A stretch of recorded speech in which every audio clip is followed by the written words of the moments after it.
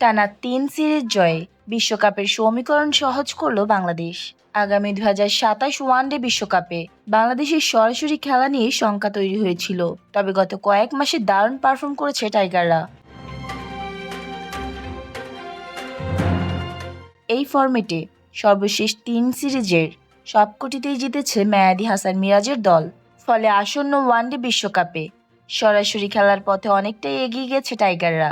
২০২৭ সালে ৩১ মার্চ পর্যন্ত ওয়ানডে র্যাঙ্কিংয়ের শীর্ষে থাকা ৮ দল সরাসরি খেলার সুযোগ পাবে আগামী বিশ্বকাপে। পাশাপাশি স্বাগতিক ২ দল দক্ষিণ আফ্রিকা এবং জিম্বাবুয়ে সরাসরি খেলবে। দক্ষিণ আফ্রিকা বর্তমানে র্যাঙ্কিংয়ের শীর্ষ ৫-এ আছে। প্রোটিয়াদের ৮-এর বাইরে চলে যাওয়ার সম্ভাবনা নাই বললেই চলে। তাই শীর্ষ ৯ দলের মধ্যে থাকলেও সরাসরি বিশ্বকাপ খেলতে পারবে বাংলাদেশ। বর্তমানে বাংলাদেশের অবস্থান ৯, তাদের নামের পাশে আছে ৮৩ রেটিং পয়েন্ট। ক্রিকেটের সকল আপডেট পেতে আমাদের সাথেই থাকবেন। ধন্যবাদ।